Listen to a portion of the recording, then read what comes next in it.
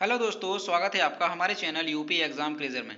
दोस्तों, आज के वीडियो में हम 9 फरवरी से संबंधित उत्तर प्रदेश करंट अफेयर और इसके अलावा यूपी एग्जाम्स के लिए मोस्ट इंपॉर्टेंट करंट अफेयर के क्वेश्चंस को डिस्कस करेंगे और हर एक क्वेश्चन से रिलेटेड आपको फैक्ट भी बताएंगे। और वीडियो के अंत में हम आपसे एक क्वेश्चन भी पूछेंगे जिसका जवाब आपको कमेंट बॉक्स में देना है। और अगर आपको इसकी PDF डाउनलोड करनी है तो वो आप हमारे टेलीग्राम ग्रुप से इसकी PDF डाउनलोड कर सकते हैं। टेलीग्राम ग्रुप की लिंक आपको वीडियो के डिस्क्रिप्शन में मिल जाएगी, तो वहां से आप टेलीग्राम ग्रुप को ज्वाइन कीजिए और फिर सारी PDF एक साथ डाउनलोड कीजिए। तो चलिए आज का वीडियो स्टार्ट करते हैं।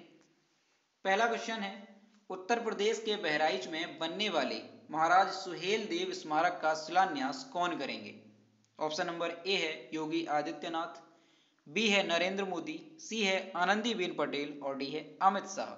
तो इसका जो करेक्ट आंसर है वो है ऑप्शन नंबर बी, प्रधानमंत्री श्री नरेंद्र मोदी।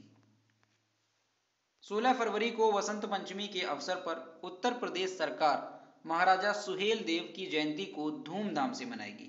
इस अवसर पर बहराइच के चित्तौरा विकास खंड में आयोजित होने वाले कार्यक्रम में महाराजा सुहेल देव स्मारक का शिलान्यास वर्चुअल माध्यम से प्रधानमंत्री नरेंद्र मोदी करेंगे।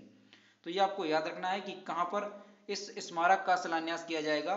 तो बहराइच के चित्तौरा विकास खंड में ये कार्यक्रम आयोजित किया जाएगा और वहीं पे महाराजा सुहेल देव स्मारक का शिलान्यास वर्चुअल माध्यम से किया जाएगा। अगला क्वेश्चन है, निम्नलिखित में से किस राज्य ने लैंड होल्डिंग की पहचान करने के लिए यूनिकोड की शुरुआत की? ऑप्शन नंबर ए है मध्य प्रदेश, बी है महाराष्ट्र, सी है उत्तर प्रदेश और डी है केरल।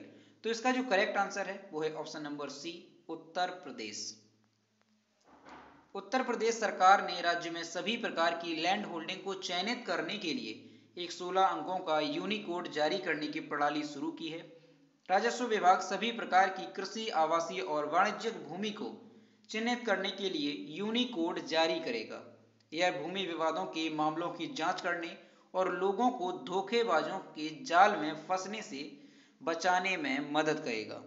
और ये जो भूमि यूनिकोड होगा वो 16 अंकों का होगा, जिसमें पहले 6 अंक भूमि की आबादी के आधार पर होंगे और जो अगले 4 अंक होंगे वो भूमि की विशिष्ट पहचान निर्धारित करेंगे। और फिर 11 से 14 तक के जो अंक होंगे वो भूमि के विभाजन की संख्या होगी और अंतिम 2 अंकों में श्रेणी का विवरण होगा, जिसके माध्यम से कृषि, आवासीय और वाणिज्यिक भूमि की पहचान की जाएगी। तो ये आपको याद रखना है कि ये कितने अंकों का यूनिकोड होगा। तो ये 16 अंकों का यूनिकोड होगा। अगला क्वेश्चन है, हाल ही में उत्तर प्रदेश में देश का पहला जनता दर्शन मोबाइल ऐप किसने लॉन्च किया है?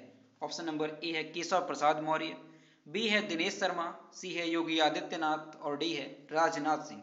तो इसका जो करेक्ट आंसर है वो है option number A, Keshav Prasad Maurya. जनता की शिकायतों के त्वरित समाधान के लिए उत्तर प्रदेश के उप मुख्यमंत्री केशव प्रसाद मौर्य ने शुक्रवार को समाधान ई कंप्लेंट ट्रैकिंग पोर्टल और जनता दर्शन मोबाइल ऐप का शुभारंभ किया। समस्याओं को लेकर लखनऊ तक दौड़ने वाले फरियादों की भाग दौड़ को खत्म करने के लिए पोर्टल ऐप तैयार किया गया है। कंप्लेंट पोर्टल और जनता दर्शन मोबाइल ऐप के जरिए फरियादी घर बैठे ही अपनी बात और समस्याएं सरकार तक पहुंचा सकेंगे। तो दोस्तों, ये जो ऐप है जनता दर्शन मोबाइल ऐप, इसके माध्यम से होगा क्या कि जो लोग अपनी समस्याओं को लेकर के लखनऊ में जाते थे अपनी बात रखने के लिए, सरकार तक पहुंचाने के लिए, तो लखनऊ तक जाने में उनका समय भी खर्च होता था और उनके पैसे की भी बर्बादी होती थी। लेकिन अब क्या होगा कि उनकी जो भी समस्या होगी वो इस ऐप के माध्यम से अपनी समस्याओं को सीधा सरकार तक पहुंचा पाएंगे, जिससे कि उनका समय और पैसे दोनों की बचत होगी। तो ये इस ऐप की खासियत है कि घर बैठे आप जो भी समस्या आपकी होगी वो आप सरकार तक पहुंचा पाएंगे। और इसका शिलान्यास किसने किया है, शुभारंभ किसने किया है इस ऐप का? तो उप मुख्यमंत्री केशव प्रसाद मौर्य ने। ये भी आपको याद रखना है। अगला क्वेश्चन है, हाल ही में IIT कानपुर द्वारा इंजीनियरिंग के साथ साथ किस क्षेत्र की पढ़ाई करने का निर्णय लिया गया है? ऑप्शन नंबर ए है पशुधन विकास शिक्षा, बी है आपदा प्रबंधन शिक्षा, सी है सड़क हादसा प्रबंधन और डी है मेडिकल शिक्षा। तो इसका जो करेक्ट आंसर है वो है ऑप्शन नंबर डी, मेडिकल शिक्षा। IIT कानपुर में अब इंजीनियरिंग के साथ साथ मेडिकल की भी पढ़ाई होगी। रिसर्च के साथ एक सुपर स्पेशलिटी अस्पताल तैयार होगा। इसे 20 करोड़ रुपए के बजट से अधिक हाईटेक किया जाएगा। और ये जो पैसे हैं वो 1996 बैच के छात्रों ने गुरु दक्षिणा के रूप में दी है। तो ये भी आपको याद रखना है, ये जो 20 करोड़ का बजट आया है, ये पैसे जो है 20 करोड़ वो कहाँ से आए हैं, तो ये 1996 के जो छात्र हैं उन्होंने गुरु दक्षिणा के रूप में ये दिए हैं। अगला क्वेश्चन है, केंद्रीय रेल मंत्री पीयूष गोयल ने किस वर्ष तक भारत को विश्व में पहली प्रदूषण रहित रेलवे बनने की घोषणा की है? ऑप्शन नंबर ए है 2025, बी है 2030, सी है 2035 और डी है 2040। तो इसका जो करेक्ट आंसर है वो है ऑप्शन नंबर बी 2030। केंद्रीय रेल मंत्री पीयूष गोयल ने वर्ष 2030 तक भारत को विश्व में पहली प्रदूषण रहित रेलवे बनने की घोषणा की है। भारतीय रेलवे के आने वाले समय की योजनाओं के माध्यम से अगले 3 सालों में सभी ट्रेनें डीजल मुक्त हो जाएंगी, जिसके कारण पर्यावरण को प्रदूषण मुक्त करने में सहायता मिलेगी। और 2030 तक भारत जो है विश्व में पहली प्रदूषण रहित रेलवे बन जाएगा, ये घोषणा की गई है, ये लक्ष्य रखा गया है। अगला क्वेश्चन है, श्रम एवं रोजगार मंत्रालय ने हाल ही में किसको राष्ट्रीय सुरक्षा परिषद NSC का चेयरमैन नियुक्त किया है? ऑप्शन नंबर ए है राहुल सचदेवा, बी है अनिल कुमार त्यागी, सी है मोहन कुमार अग्रवाल और डी है SN सुब्रमण्यन। तो इसका जो करेक्ट आंसर है वो है option number D SN Subramanian. श्रम एवं रोजगार मंत्रालय ने SN सुब्रमण्यन को राष्ट्रीय सुरक्षा परिषद NSC का चेयरमैन नियुक्त किया है। उनकी नियुक्ति 3 साल के लिए की गई है। और जो SN सुब्रमण्यन है वो L&T के मुख्य कार्यपालक अधिकारी यानी कि CEO और प्रबंध निदेशक हैं। अब यहाँ पर जो ये L&T आया है ये क्या है, तो L&T इसका फुल फॉर्म है लार्सन एंड टुर्बो। और ये लार्सन और टुर्बो वही कंपनी है जिसने दुनिया की सबसे ऊंची प्रतिमा यानी कि स्टैच्यू ऑफ यूनिटी, जो सरदार वल्लभ भाई पटेल की प्रतिमा है, उसको बनाया था। उस मूर्ति को बनाने वाली कंपनी कौन थी? L&T यानी कि लार्सन एंड टुर्बो। उसी ने उस प्रतिमा को निर्माण किया था। तो ये आपको याद रखना, ये वही कंपनी है। और उसी के जो SN सुब्रमण्यम है वो वर्तमान में मुख्य कार्यपालक अधिकारी यानी कि CEO हैं। और अब इन्हें राष्ट्रीय सुरक्षा परिषद का चेयरमैन नियुक्त किया गया है। इमेज में देख सकते हैं, ये हैं SN सुब्रमण्यम जिन्हें NSC का चेयरमैन नियुक्त किया गया है। अगला क्वेश्चन है, केंद्र सरकार की तरफ से किस राज्य में 18 महीने बाद 4G सेवा को बहाल कर दिया गया है? ऑप्शन नंबर ए है दिल्ली, बी है असम, सी है जम्मू कश्मीर और डी है पश्चिम बंगाल। तो इसका जो करेक्ट आंसर है वो है option number C Jammu Kashmir. केंद्र सरकार की तरफ से जम्मू कश्मीर में 18 महीने बाद 4G सेवा को बहाल कर दिया गया है। केंद्र शासित प्रदेश जम्मू कश्मीर में 5 अगस्त 2019 से अनुच्छेद 370 हटाए जाने के बाद से इंटरनेट सेवा बंद चल रही थी। गृह विभाग ने समय समय पर हालात की समीक्षा कर आतंकी हमलों और देश विरोधी गतिविधियों पर अंकुश के लिए हाई स्पीड इंटरनेट की पाबंदी को अनिवार्य बताया है। तो जो जम्मू कश्मीर है, जब से ये 370 जो धारा हटाई गई है यानी कि 5 अगस्त 2019 से लेकर के अब तक जम्मू कश्मीर में 4G की सुविधा नहीं थी। ठीक है, 18 महीने लगातार वहां पर जो है नेट की सुविधा नहीं थी और अब जो है वहां पर 4G सेवा बहाल की गई है। और ये क्यों बंद किया गया था? क्योंकि जो गृह मंत्रालय है उसका ये मानना है कि अगर 4G सुविधा रहेगी तो आतंकी हमले और देश विरोधी गतिविधियों पर अंकुश लगाना कठिन होगा। तो इसी वजह से ये इंटरनेट सेवा बंद चल रही थी। तो यहाँ पर जम्मू कश्मीर की बात आई है तो जम्मू कश्मीर के बारे में जान लेते हैं। ये है मैप में जम्मू कश्मीर। जम्मू कश्मीर की कैपिटल है श्रीनगर। जम्मू कश्मीर के चीफ मिनिस्टर की सीट अभी वैकेंट है और जम्मू कश्मीर के लेफ्टिनेंट गवर्नर हैं मनोज सिन्हा। और जम्मू कश्मीर पहले एक राज्य था, लेकिन अब जम्मू कश्मीर को केंद्र शासित प्रदेश बना दिया गया है और जम्मू कश्मीर से 2 केंद्र शासित बनाए गए हैं। एक लद्दाख को अलग किया गया है और जम्मू कश्मीर एक अलग केंद्र शासित प्रदेश है। और लद्दाख में है देश का सबसे बड़ा क्षेत्रफल के हिसाब से जिला। कौन सा? वो है लेह। तो ये भी आपको याद रखना है, लद्दाख में केवल 2 जिले हैं, लेह और कारगिल, जिसमें जो लेह है वो देश का क्षेत्रफल के हिसाब से सबसे बड़ा जिला है।